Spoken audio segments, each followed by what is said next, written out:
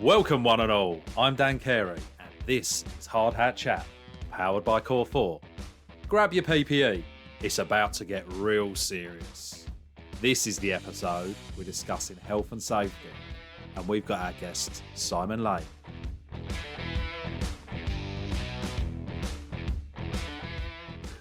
Don't, the way you're laughing, I was leaving a gap so we can edit it. Okay, welcome back. So here we are this week. We have got a very special guest this week. We've got Si Lane. Yeah, we're very excited about this one, aren't we, Curtis? Because this one is all about health and safety. Now, over the years, Kurt, what do you think? Over the years that you've been in construction, them whole 2 years you've been in it, do you think health and safety's gone a bit crazy? Oh, recently it's gone. I don't think it's health and safety. I think it's clients' requests have gone a bit out there. Yeah. People have gone a bit mad. They've gone a bit over the top. They don't really know what they're asking for, do they? No, there's a lot of odd requests. So we're going to try and get to the bottom of that, aren't we? Oh, we're going to fix it all. In this episode, we are going to fix everything. And we'll come up, hopefully, with a solution. Hopefully. All right, Si, do you want to introduce yourself? Yeah, I can do. So, Si Lane, as introduced by Dan. I am a health and safety consultant in a small consultancy, still relatively in its infancy.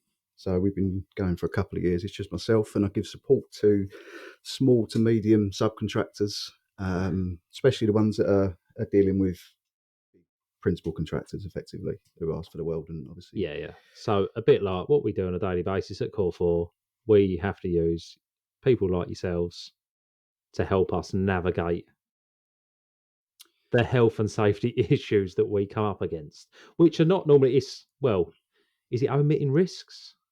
Managing risks. Yeah, probably managing risks is probably the better way of saying it. And basically, you're trying to appease a bigger entity, aren't you? By the principal contractors set out their guidelines. They expect everyone to abide by them. They're very blanketed, and it's kind of a one size fits all, which doesn't always help, because you can have a very small firm and a very large firm working for them and have to jump through the same hoops, and that doesn't always translate well. It's not always achievable in what they would see as the standard way of doing it. So it's about trying to understand the company and what is best for that company and how that company needs to operate to be able to effectively do their job safely and within the restrictions of legislations and requirements from main principal contractors. Which you do very well. You understand? Yeah, because again, experience-wise, I've been senior management for 10, 15 years across different roles. You're not that old. I might not look it, but I am. Yeah, and I've seen it from both sides of the fence. I've seen subcontractors, I've seen main contractors, or they were main contractors, principal contractors now. I've sat on both sides of the fence, so I understand what they're trying to do. However, I don't always agree with it. Yeah. And I understand what we have to do as subcontractors to try and appease what they require. So do you think what they're trying to do is just put all the risk on the supply chain all the time? Yeah, in a nutshell, that's exactly how I see it. Do you think that's fair or not? No, absolutely not. Absolutely not. And I think they're too rigid. You've got to remember that in these big organisations, they pay people a lot of money to basically come up with the rules for site, to come up with what they deem to be eliminating the risk for themselves or risk of injury or accidents on site. Pay a lot of money to do that, but they're kind of out of touch of what actually happens. And there's contractors out there, principal contractors, that will have multiple divisions. They'll have new build divisions, they'll have refurbishment, they'll have maintenance, and they almost blanket all of them as the same. It's impossible. It doesn't apply to them. Can't do it that way. And that's where a lot of the problem comes from. Yeah, but we hear the words like generic. Something's too generic. Yeah. Don't do it this way. And we get it thrown back at us all the time. But they'll ask so many questions. There'll be so many boxes that we've got to tick to do something so simple. Yeah, 100%. But the issue with that, there is a problem with contractors, subcontractors, trying to do the right stuff, where there is an element of everything is generic.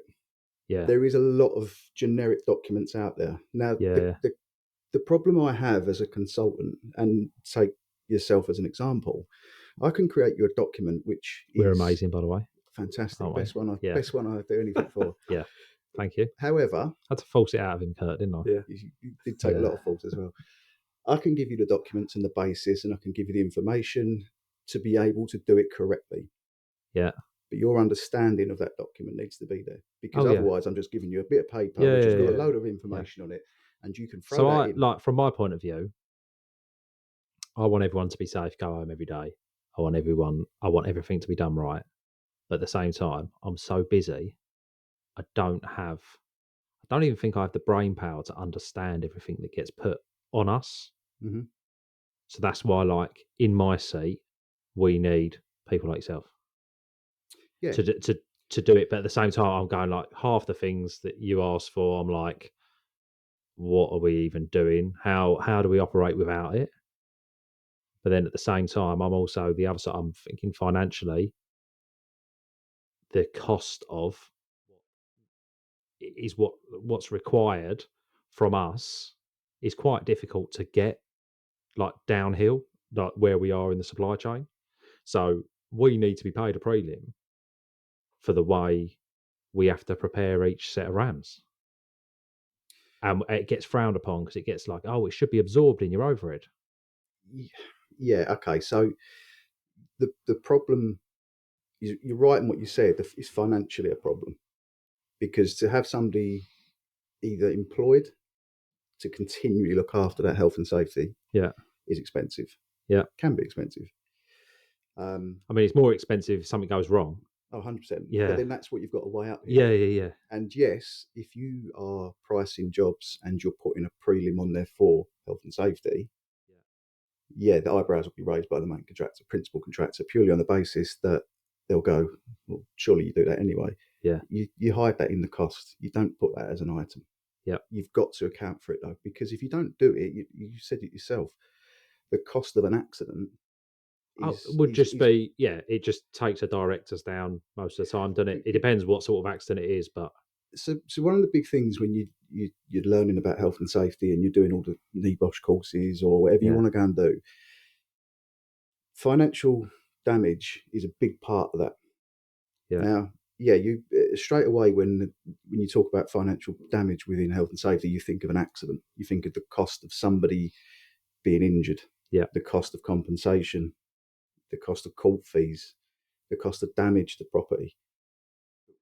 Biggest problem is your reputational damage. Yeah. So you think all these contractors that you work for, and if you're the one who has an accident on site and that goes against them as well, you're not working for them again. Yeah. That's done. Yeah. That's a lot. That can be all your income. Yep. If you pigeonhole into one contractor.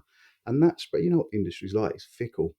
And everybody talks and everybody moves around. It takes one incident and that can be your company done. Yeah. That's how even a small problem can become huge for these smaller contractors. Yeah. So you have to think about what you're doing, you have to prepare, and you have to be planned. You have to have the right things in place. And there's plenty of different accreditations you can get as a company. You know yourself, your ISOs, your construction lines, etc. That's great, and they're good for what they're intended for. Yeah. But people can get those. The problem is, you do the paperwork for them, you get the accreditation, and then you haven't really got to worry about that till the following year. And that is a tick box, and that's like we're gold this and platinum that, but I don't really rate none of them. It's just a way of us getting paid. So if you haven't got, if you haven't got them accreditations, you can't get paid. So they say, oh, you don't meet the health and safety criteria, so we can't pay you. But that in itself, the big principal contractors put these stipulations in place because it's a tick box and it's an arse covering exercise. Yeah. What they're doing is he's got a training matrix, he's got this, that, and the other. He's got all them. He's got construction line gold, so I know he's had to do X, Y, and Z, and he's got that in place. Yeah. Really, people. But it's hard. It's hard to operate with all them things in place. So all like construction line gold will have one thing, and then some of the others will have a slightly different way of doing it. It's what you choose. I disagree to an extent with that because all these accreditations are very similar, very samey. Because don't forget, the criteria is based upon legislation. So there's things you have to do as a Who's making the legislation? HSE. So HSE are the governing body. They control health and safety in construction in any type of industry. But everything that these who put them in accreditations power? do, I don't know. Okay, I just wondered They're because I don't remember independent. voting for them. That's all. Well, no, but then they are putting. I mean, God knows how long ago back we're going now. So 74 prior to that. Okay, They've been put there to govern health and safety across the whole country, haven't they? and they're the guys that I suppose everyone thinks about as being like a bit like the tax man. Like they're like evil. Yeah.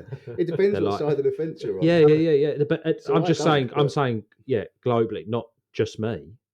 Like people would look at it like, oh, health and safety. No, you see, Like- that's where the problem derives, I think. Yeah. So that Yeah. passing, health and that's a get out. It's a cop out. It's an excuse Yeah, for yeah. everybody, Yeah, and it creates the bad. Name, yeah. I if you think like. I think it does. But That- I don't see there's no like from what I see, and I go on different sites of different sizes for different contractors, day in, day out. And I haven't seen anything that's dealt with in a good way, like in a positive way. I think like when you do inductions, if they're more positive and more interactive than just a sign here, sign there, you got to adhere to your RAMs, sign the back of your RAMs. You get talked to like that. It's not engaging. It's not, and it's not setting the standard of like, oh, we've all bought into health and safety. No, and that's exactly the problem. So the biggest issue I find is culture. Health and safety culture is a big thing. Yeah. And I said before, Everyone hates their health and safety officer, like whoever that is. Like now, yes, you're touching on the Yeah. point here. This is a point for me where I'm quite passionate about it. And honestly, not many people choose to go into health and Yeah. safety because I know, exactly. but because you of that. like to be hated. But well, there is an element. Yeah. I've never seen you smile so much. Oh But- yes, I just love people not liking me. Look, for me, we've all come across them. So you've been in the industry a long time, as I have, for a couple of years. Yeah. You will have seen it in a short time. Yeah. You can go to all these different contractors, and you can see all these different health and safety advisors that come around on their behalf. Now, I'd say 95% of them Mm. are clipboard warriors. Yeah. Okay. No, I And agree with that. my bit of paper says, Yeah. so you have to do. It's lazy. Yeah, It's such a bad way to be. And but that's the problem because these guys in construction, not construction guys first. yeah, Do you think that's there's- the problem? There is a big. So- That's a so, big like, part there's of a- it. There's a big part of it. There's a bit of a. I resent them a bit on a personal basis when they're not construction people. Which is impossible to tell unless you know them properly. Yeah, but when they've just say they've clearly taken a path, and I get to know some of these people on a personal basis, and then they have no real interest in construction or the end result of construction. Yeah, no, that's And fair. so then I'm like, I tend to, and you can tell when the passion's there Yeah, and when they're just trying to tick a box. so to continue the point, then exactly what we're saying is you get these guys that come around with their clipboard and their legislation and their Yeah. rules and their regs, and they say this is what you have to do. That's wrong. Change it. Yeah, And they go away and they don't care. They just Yeah. want you. They say, and that's that's wrong. Yeah, And then you get the guys that come round. This is where I try and be, and I want to be, and that's I'm not stupid. Right? There's got to be an air of common sense to this. yeah, That's If got I- to be the overarching. It does. You've got to. It's got to be a blend. It's got to Yeah. be common sense, but you also have to keep it legal. Yeah, That's the big thing. Yeah.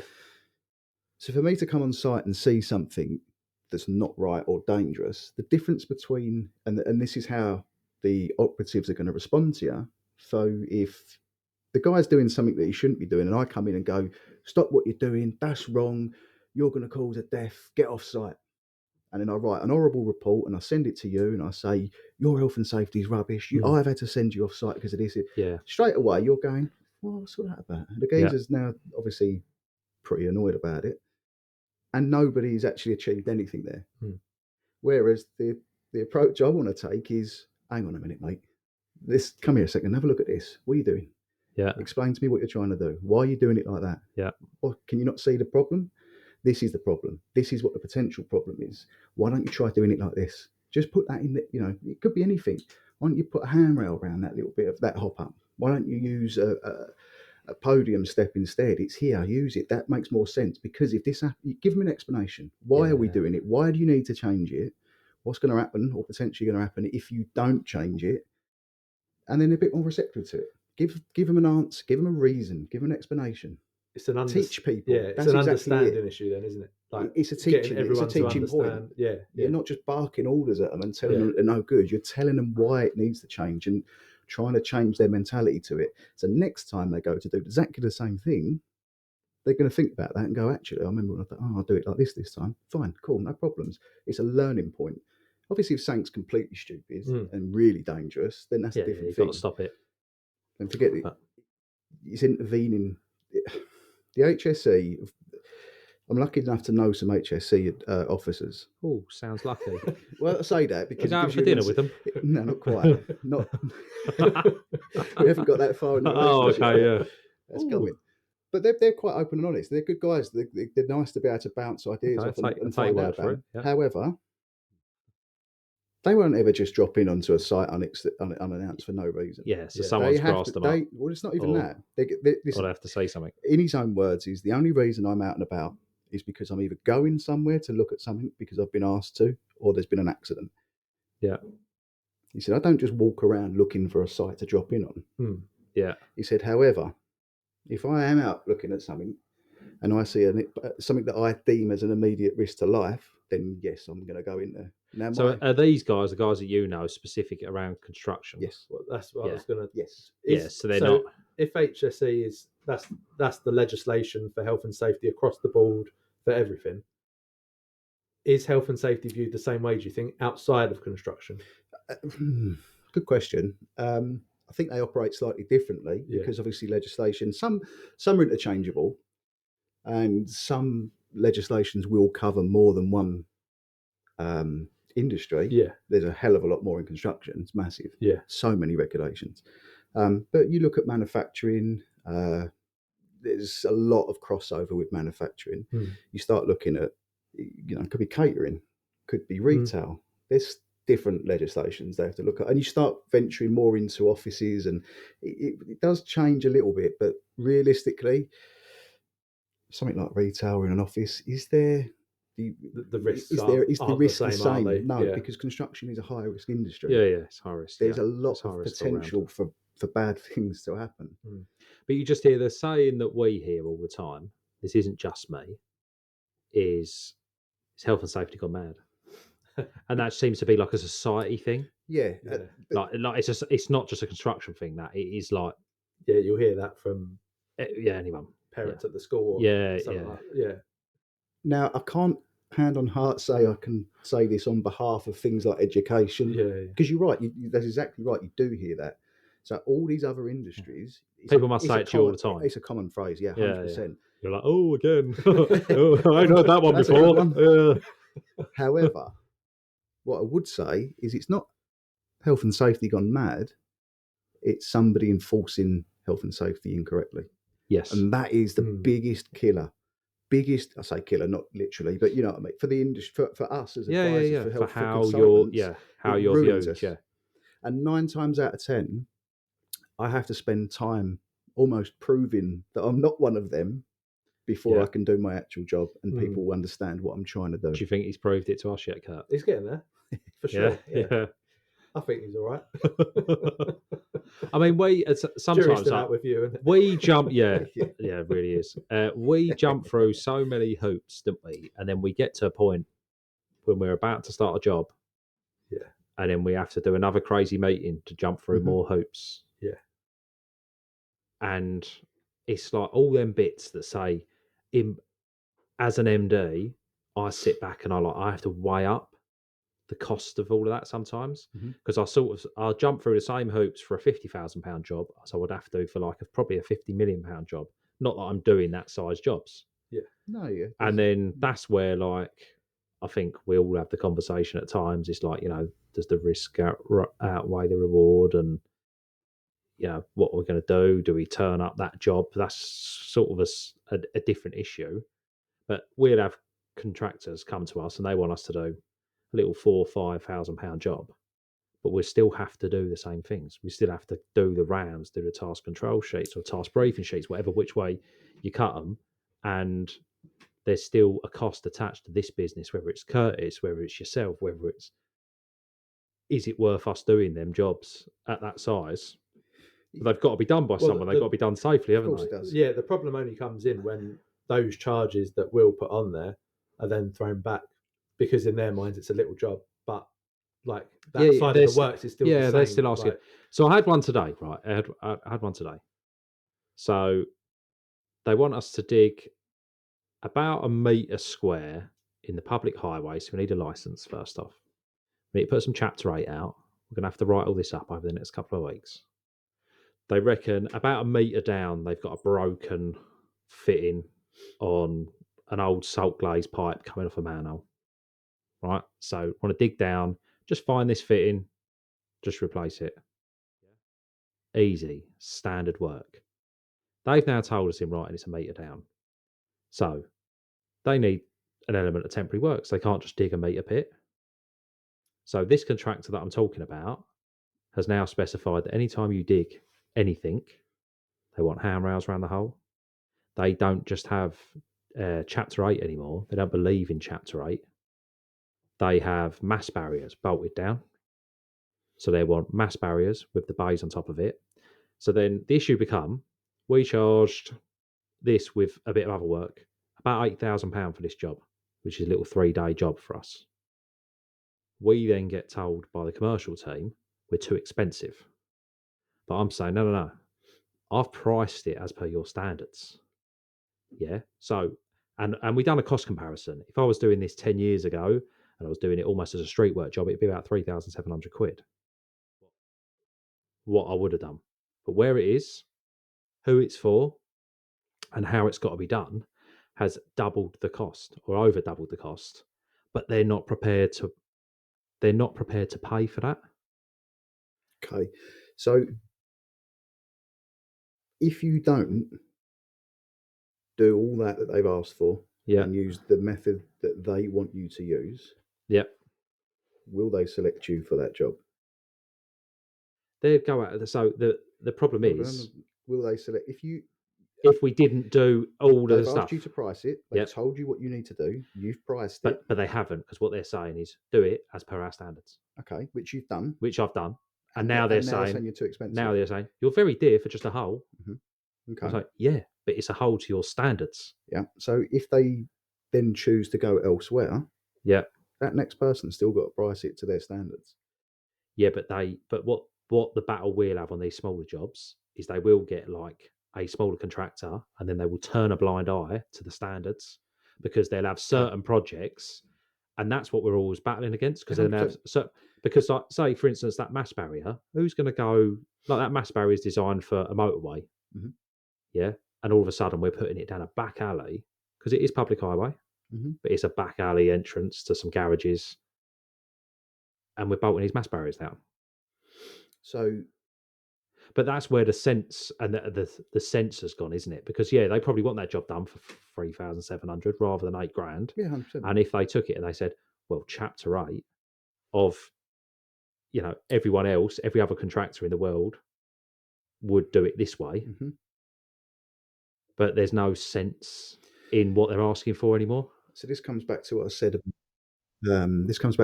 About these contractors that create their own rules, if you like. They have a set operating policy procedure in place, and that applies to all elements of their work. Yeah.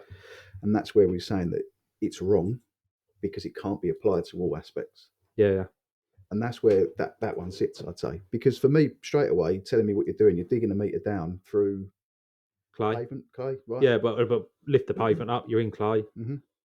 Yeah. So if you're going to start overthinking it, you're going to start going, well, you're digging 1 metre down. Is a man going to be in the hole? Do you need to shore the hole? You need to stop people falling in the hole. You need to stop it collapsing when they're in there. You need to. But the reality of it is, if you're going to dig that hole and you do a ground test and you can see what the build-up is and the stability, and Yeah. you can dig that hole without risk of collapse, you don't need to shore it. That's the Yeah, but you they're see what I mean? but yeah, But they're insistent on you doing Yeah. that because they want to make sure they're absolutely covered. Yeah, they want Yeah. to make sure that there is absolutely Well, no way yeah, in the world they're- that there's any problems there, which I don't agree with. which their construction team will.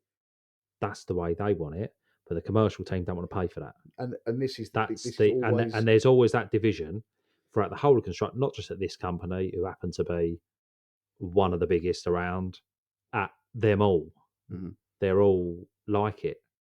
They all want to sort of like, well, health and safety does matter, but the bottom line matters more. exactly, and it will always be one of the first things to be cut. Yeah, And that's Yeah. that's a big problem. But that comes all the way back to what we said about the culture of a company. yeah, It's great that these big main big I keep calling main contractors. It changed in 2015. Big principal that's contractors. all right. We're not judging you. Good. The big principal contractors that have these. I'll be honest. Some of them are great, excellent health and safety divisions, Mm. and they do some fantastic stuff. But it stops there because they write it at high level. It gets sent out to all arms. Yeah, And not reviewed. There's no one monitoring it, and these advisors that are in place, they're not. To me, they're not doing what they should be doing with areas like this, and they're not strong enough or given the power to be able to go against your commercial teams. Because something will So- only get picked up like after an incident or And something then like it's a that. problem. Like, Then because it's the health then and it safety becomes- problem. Yeah, Again, Yeah. it comes back. Why was that allowed? yeah. And if you say in that instance, well, because the commercial team said that it wasn't the money for it, Yeah. you're getting laughed out of the building. we had You're it in the dock for that. even this morning, and you could probably use these. You Yeah, got an email saying you need to sharpen your pencil Yeah. on this one. Sorry, what for? What, we're using the pencil to dig the concrete out now? Like, you don't. The costs are the costs, and they Yeah. are what they are. The costs that it's been imposed. If the HSC has set them standards, then they've got their Okay. own standards that they're working to underneath, and then we're working to them. So, as a contractor, for you as an MD, would Yeah. you rather price it correctly, these little ones, Yeah, and not win it, even though you know consciously I am doing no, everything I need to 100%. do? I'd Or would you done- rather go, all right, we'll knock half of it off and we'll just do it? No. So I've done that. I've been there, done it, and it's not worth the hassle. So I'd rather just do Not it. worth the risk. I'd rather just do it properly. No, because it's always the little ones that will bite you in this. Always the little ones that go 100%. wrong as well, isn't it? Yeah. Like, we won't have a problem with a 200-300 grand job, but we'll always have a problem with a 5 to 10 grand job Yeah. because it's almost the one that gets a little bit less care and gets a little bit less.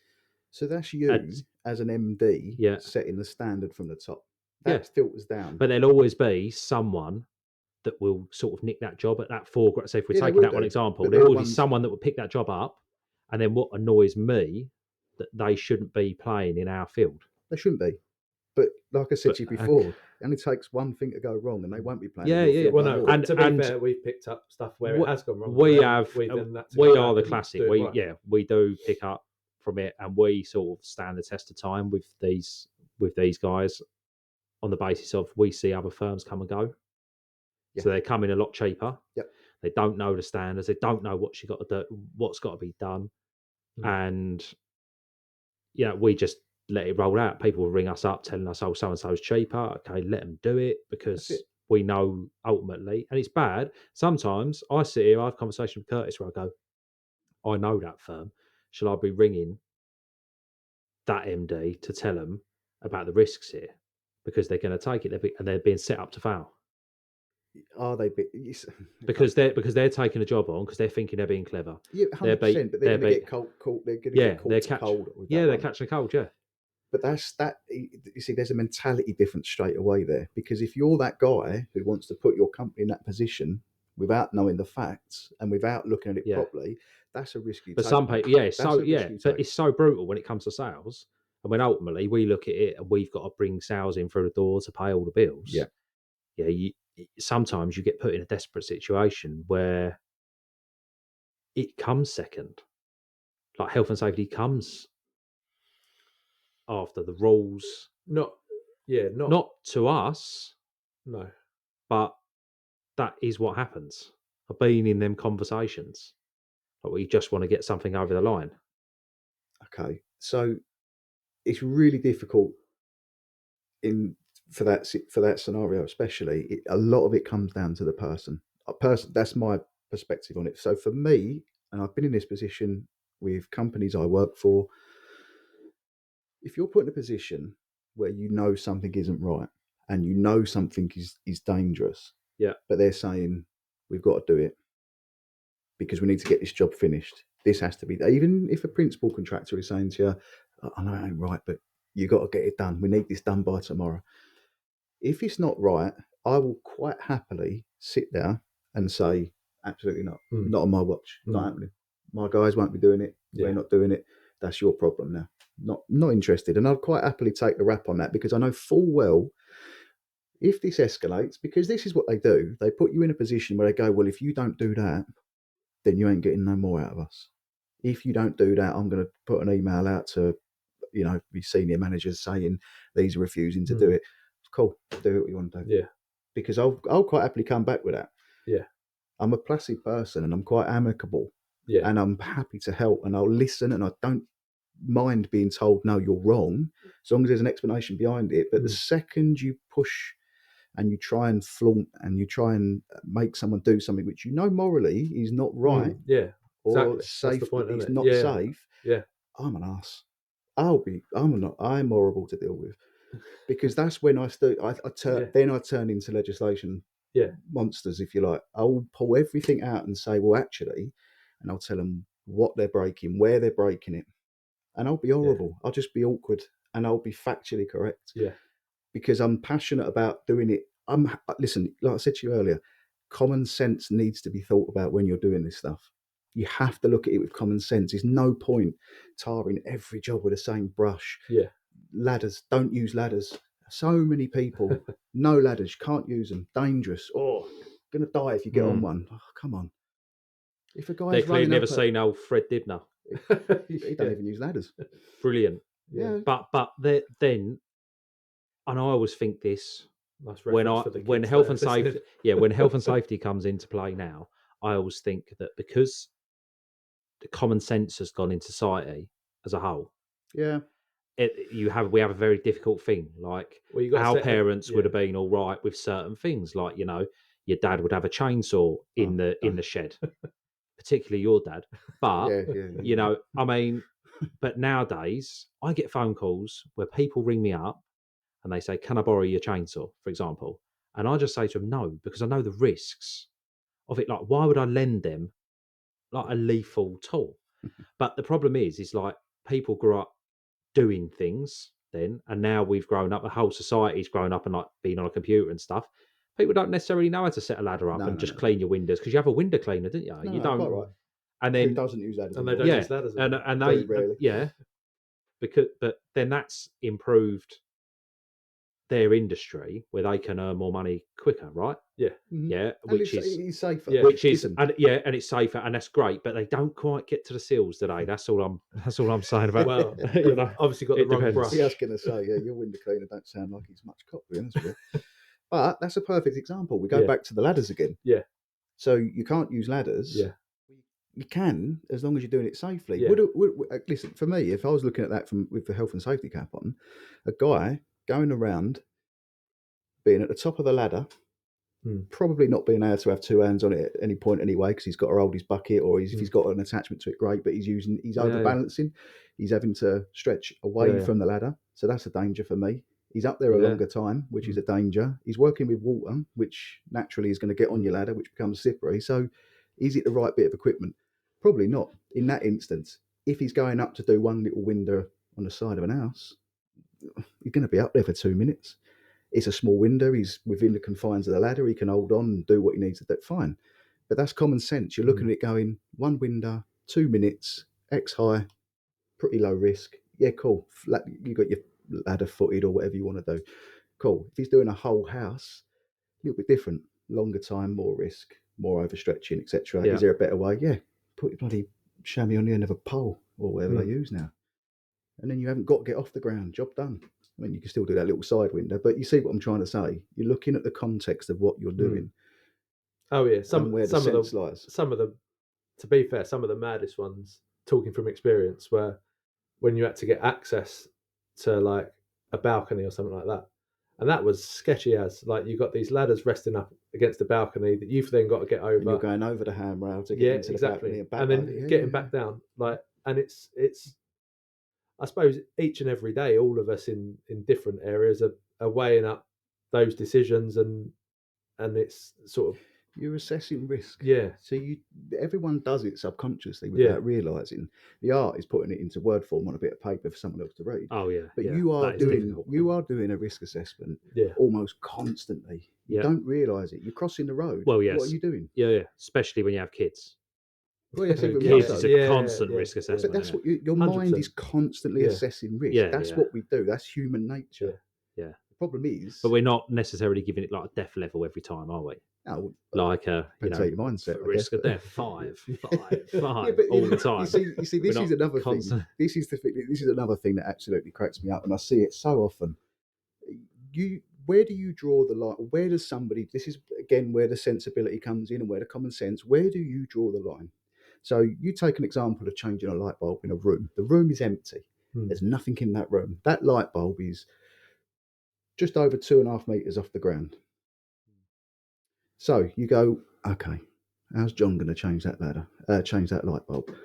He can use a step ladder for that. No, can't use step ladders. Get him a podium. Why am I going to get a podium? Yeah.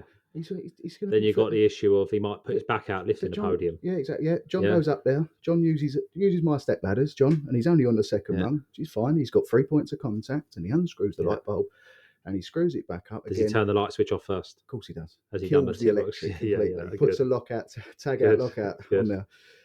John falls down. Yeah. And that's He's now in a dark room. Yeah, because he hasn't changed the bulb. He's got no power. So John's in there. now mangled on the floor. So someone's writing a risk assessment for John and what Yeah. he's just done. Yeah. And you come to the severity rating. Now I'm looking at it and I'm going, all right, well, if John falls off the second rung of a step ladder, realistically, he's probably going to sprain something, I would have thought. Worst case, maybe break something. Yeah. He ain't going to die. But then you'll find people that will do that risk assessment and say, well, if John falls off and John pulls the ladder with him, and John had a cup of tea on top of the ladder Yeah. and a screwdriver, and as that falls over, the tea splashes in his face and gives him burns, and then the screwdriver stabs him in the eye, John could die. That's a 5 severity. And then you go, oh, come on. And then you start going, well, if you're going to assess that to that extremity, are you going to start putting risk assessments in place for a plane crashing into the building you're working on? Yeah. Where do you draw the line? And that's where I really struggle, because, and it comes back to this level that contractors ask you to get to, and the generic stuff. To me, you only assess the big risks. You're only assessing real risk to people. And you do it, it's the immediate problems. You're not doing all these little silly things in between, and you're not overinflating, and you're not saying that everyone's going to die at the end of everything because this could happen. It's got to be realistic. John on the ladder, yeah, if you want to do a risk assessment for it, it's because he's working at height. That's it. He's working at height. He's going to be half a foot off the ground. He might twist an ankle or something, but realistically, he's going to be up there for 30 seconds to a minute. The risk is minimal. Severity is very low. Do you need to put extra controls in place for that? No. Of course you don't. If John's changing that same light, but it's in a warehouse and he's 20 foot in the air, that's a different ball game, isn't it? Because you're starting to get into the realms of mutes, and there's all sorts that come into that, and there is a risk there. And what about if John's got a history of falling off ladders as well? Yeah, and claiming against the firm he works for, because John's been watching too much daytime TV. I reckon you probably don't get John to do it. Yeah. It's probably the easiest way. But that's the point I'm getting at. Like, you get a lot of these when you get the youngsters in here. It's all the where there's blame, there's a claim. You've got to be careful, ain't you, of everything. Yeah, 100%. You've got to be, we operate a yard as well as the site, and we try to keep the yard almost. Well, it's like I bought in like bump cap and high vis and boots in the yard because there's dangerous stuff out there. The same that is on a site, but then the boys will walk in the middle of summer, take their top off. We're back at the yard, be walking around in sliders or them croc things in sports mode, right? Because they're in the yard. But there's just, if not, it's more dangerous out there Mm. than a building site because everyone's relaxed that they're Well, at it's home. complacency. That's Yeah, they're that's technically another at home, big yeah. problem. Complacency. Yeah. Mm. But then again, we're coming back to the culture thing. The biggest thing for me, I've said this from the start, is the culture. Okay, you need to start that at the right Yeah. trajectory from the top. So and that is your feed it down. fix. We started this episode by saying Mm. we was going to fix this. And what we've now got to do is fix the whole of society first. Well, Kurt? especially for what we do, because I'm looking at the numbers from HSE go on. about He loves a number, this Is boy. that last year's? this. 22, 23. This Yeah. is, and the leading causes of workplace injury are falls Falls from from height. height and Reverse. slips and trips next. Reversing vehicles should be. Yeah, that's the third one. Yeah. I can't So- believe that you've got facts and Si actually knows the list of Well, the no, orders. but I'd be disappointed if he didn't. Oh, okay. But that's but- not changed for years. but- That's been yeah, consistently high. But you think about all the elements of our work when we're talking about scaffolding, groundworks. 100%. That's Yeah. those elements. Isn't Yeah. it? So But it's almost like when ours is gonna say be when the high guys are on rises, isn't it? site and you have a trench and you're kind of like a bit like, you subconsciously you might talk about it. Oh, don't just be careful. There's open trenches there. Like now we have to barrier them off, don't we? We're either we're Yeah. putting chapter Or 8 in screw front of down them, or plates we're and- covering them as soon as That's we're right. getting a trench right. Which sometimes it makes the work a bit more difficult, adds another layer of risk, especially when we have to plate them. We have to lift heavy plates over them, and we need to get in them and do whatever. And we're talking like trenches that are 400 or 500 mil deep. We have to do that. But sort of back in the day, the way I remember things being is that you would just know there was a trench there and you just wouldn't fall down it. That, a lot of that's the blame culture and the Yeah. suing. Yeah, You yeah. can't- So that- people have that's been exactly watching. right, Yeah. That's the They've been Americanisms coming over. And there. then they're just, and that's it. So it's like, why are we double fencing something off, then putting a plate over it just in case someone falls down the hole? And this is where I personally think law is wrong, because you have a construction site and you've got your trenches in there. You've dug a load of holes. Yeah. You've put barriers around them. Yeah. It's a You've construction site. you've It's hoarded off. you've Yeah. secured- you secure. Yeah. Someone jumps over, falls down, and injures themselves. It's your problem. Yeah. Not the fact that Because they trespass. they're in there nicking a diesel Yeah, or whatever nothing it to do is. with that. Yeah. Don't Or forget nicking that. your toes. It's you've left an open hole, and that's Yeah. that is an issue. I personally think. Because we are finding it more of an issue, as in, again, it will be put on us from a construction standpoint. So it'd be like, make sure you cover these up. And then we had one the other day where it was in an operational yard, a very big yard, and we're being told, well, when we've got the trial pit here and we've got that there, even though it's all fenced off, we want to plate it, and then we want to mechanically fix the plate down as well. So we got into a realm of doing more than we ever should have done. Yeah, again, to me, that's a little bit extreme. The fixing them. I can understand the point of it. I'd have to see the context. I'd have to see the site, the layout, etc., to understand it fully. It does seem a little bit extreme. If you're putting plates over the top of it, you're putting your handrails around the edge, wherever that be, and the site's secure. You've got to do legally. You have to do as much as physically or reasonably practicable, which is another grey area, but it's reasonably practical to secure your site. Right. So I think at this point, we've got a couple of questions. They're not. Are they proper good? Are they good Well, questions? How long did you take writing these questions, Kurt? Well, what I did is I changed the word SCAF to health and Oh, safety. stop it. Go on So then. let's see if they work. Right, come on. How do you build? Oh no.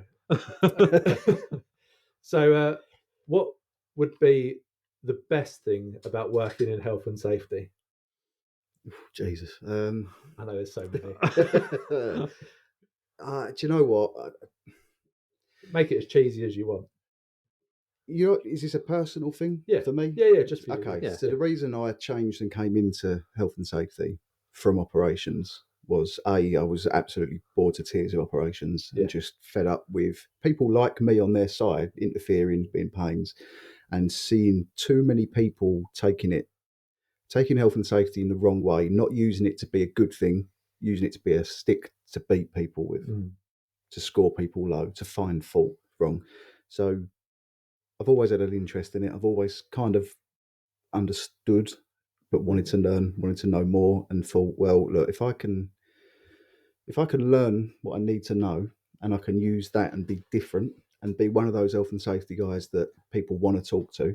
My guys now will ring me, the operatives that we've got, and ask me for advice. Come down and have a look at this. I'm not sure. Yeah. And if I can go down and help them, and then I know that they're happy, they've learned something, they're safe. I know they're safe. I know we're doing everything we can. That's been used in a good way as positive intervention. Yeah. That's what I want. I want to be able to help, to educate, and to just help generally just anyone that I work with for just to be better. Yeah. And that's taking that view of like trying to improve just the work environment and everything as a whole, isn't it? Yeah, I suppose. taking a Are step you back. saying that if you help someone and then they help someone else with the advice that you've given, then your word has spread? You could argue that, yeah. Yeah. It take a lot of me like it. across the country. No, yeah. If there's But then- more people like me, it might. I'm not saying If- I'm right yeah. all the time. I'm not. But if you then give your time and help 5 people and then they help another 5 people, it spreads. Of course it does. And what we're talking about is here, we've got people that won't help, that we know we come up against, people we're banging your head against, Yeah. that have these big jobs at these big outfits and that are just like a pain in your, a thorn in your side. They're not there to help you. They're just there to bash you. Yeah, exactly right. And then they don't get the respect of anyone. No, 100%. And all it does is just tarnishes the. It tarnishes the brand of whole health and industry. safety. Yeah. Yeah. Yeah, exactly. My Yeah. industry. Yeah. That's it. Well, I was going to ask you the worst thing, but I suspect that Oh, is we've it. just those, answered. those people. That Yeah, do, I think that you're right. Yeah. People that are basically the polar opposite of what I am. Yeah. Yeah. The warriors with legislation Yeah. and apply everything Clipboard with no common warriors. sense. clipboard warriors. Ones that just they don't interact. Yeah. One of the biggest things, other than culture, that's my biggest thing. Yeah. Health and safety culture's got to be right. Communication is the other one. You've got to have good communication throughout your company, with your suppliers, with your main your principal contractors, subcontractors, whoever it may be. It's not a one-person thing, health and safety. Yes, I can create sort of parameters of what we need to do, but I need your input in it. Yeah. Because it's no good me from a desktop saying this is what you're going to do, because I don't know if that's the right thing. I don't claim to be a master of all trades. And we've I seen don't that know. with the bits we've done, actually, haven't we? Like recently as well, like needing that detail of exactly that understanding that you're asking, right, how are you proposing to do this, and then giving that solution. Yeah. That's right. Like, And that's my, it, isn't it? coming from like my background, not reading and writing great, and I blag it and I get away with it a lot of the time. People wouldn't know this about me, but them like pictures and images, and then I brief and talk things out to my team when I'm there. But I've noticed that then even members of our team struggle to then brief things out. They just expect that everyone knows what we're going to do today when we turn up. And I will go through the same thing. If we're doing the same thing every day, I will do a briefing in the morning. I don't necessarily register it. We'll have a briefing. And we do the BAP briefings, don't we, Kurt, where we get the coffees and the BAPs and we all sit around on the back of my truck, because then I realise that you can't then get everyone into an office environment and convince them to sign here, sign there. And we'll just have like a little briefing where we'll all be perched on the back of the truck and people will be smoking and whatever, because then they feel comfortable. That's it. In that environment. Yeah. I'm not saying I've got it right. I'm just saying they work better than the ones where I've tried to go, Yeah. at this point in time, we're going to be sitting in Around a row this behind a table and we're all going to be signing the paperwork. Which is a good practice, and it's a good way to be, because it's getting them on side and getting them in a about that Like, comfortable environment. So let me ask you a question then. Oh, So whose podcast is this? We didn't sign up for The this. takeover, on a serious note though, Yeah. so when you're briefing your serious. teams Yeah. and you're asking them to do whatever it may be, Yeah. and you're saying we're doing this today and you're doing it like this, and they turn around and say, well, hang on a minute, what about this? What about if we did it this way, because that'd be better? How are you receptive to So that? I do always get that from them, and Kurt's been in the meeting with head in the hands when they go to me things like, "Don't worry, Dan. What we'll do is we'll just yank her up the top, and we'll grab her by the crotch, and we'll lift her in." And then I'm going, "What are you talking about?" They'll be talking about steel beam Yeah. because how they talk. Yeah. And I'm going, no. This is what we have to do. yeah, because this is what we've agreed to do in all of our meetings. And they're saying, yeah, but I know I can just get that in by flicking around doing this. Okay. And I'll get a little bit of okay, our team is a little bit strange. No, that's wrong. A little bit different to others. But I'll get pushback where they say, oh, we Okay. know a better way of doing it. So what I mean, maybe I didn't ask the question. I think Simon's politely. going the other way. What Like a better way that works for us what I'm as saying well. is, are you Oh. receptive to listening to your team? Yeah, Because at the end of the day, they're the ones with boots on ground doing 100%. it. Yeah. So I could write. Did I you- not just answer that? But the way that I answered that question, Basically, In a different way. What you basically said was, if they tell you anything different, you say, "No, you're doing it this way because this is the way." we've oh done it." no, oh What sorry. I'm saying is, if you go to again. me, we're doing X, and I go, "Cool, I can write your methodology on it. We talk about it. I put the best in practice for what I can do." You look at it and go, "Yeah, I'm happy with that."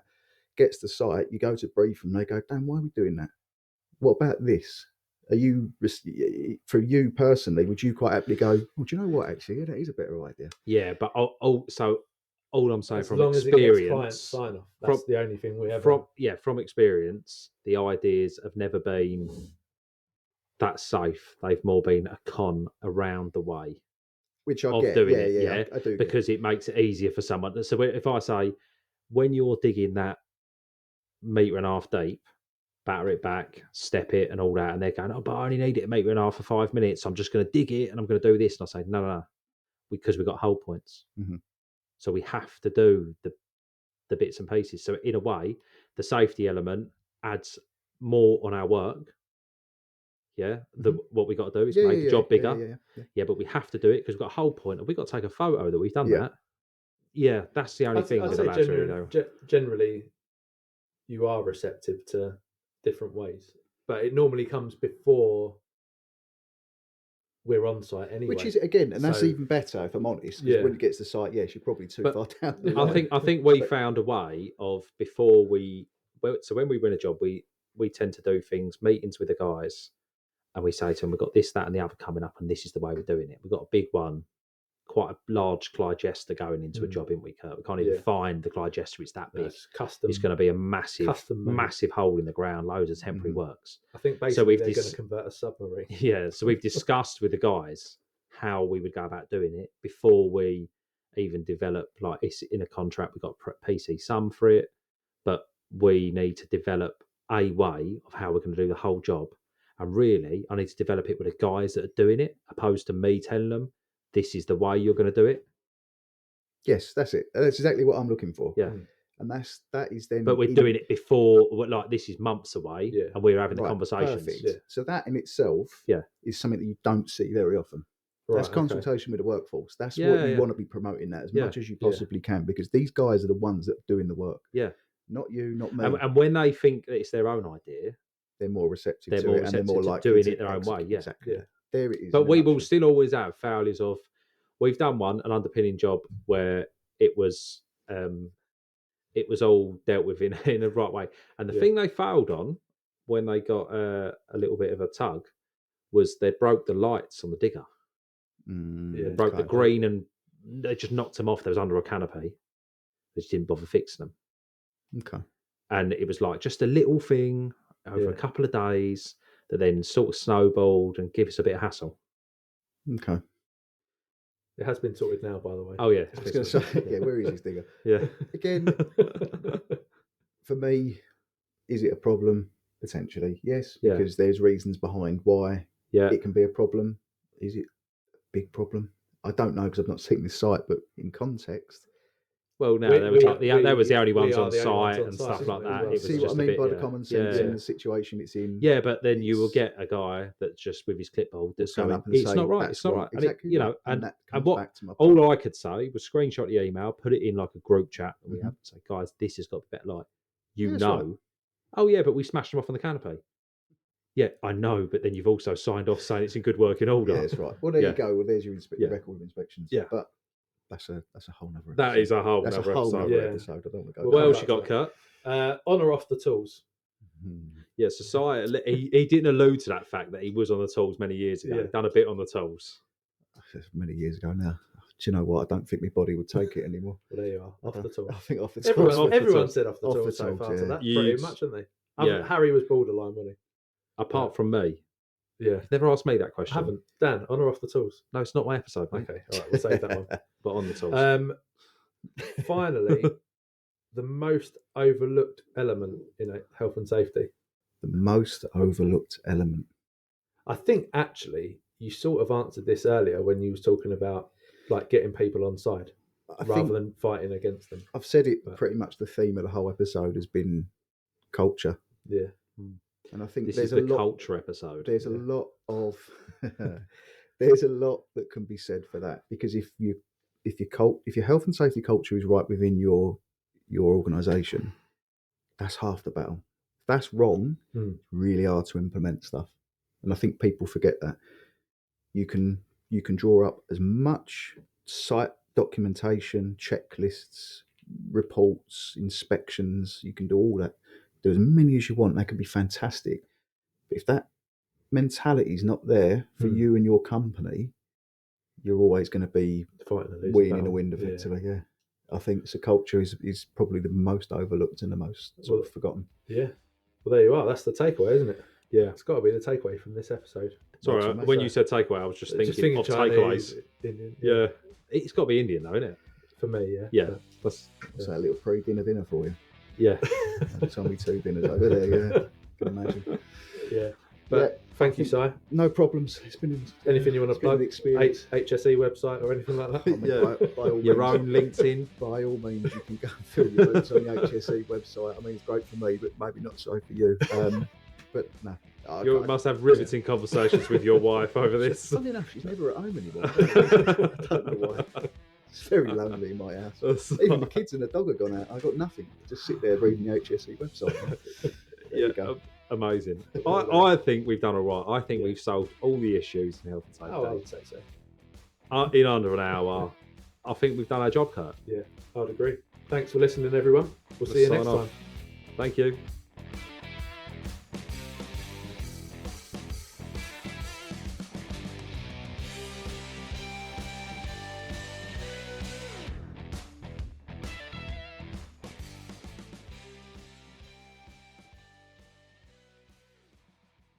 You're the one with the notes. I haven't got any notes on No, this. that's I've got fine. a couple of notes on this one. That's fine. I'll do it. Can you stop breaking things, Sorry. Kurt, please? Yeah, far away. Don't. The way you're laughing. I was leaving a gap so we can edit it.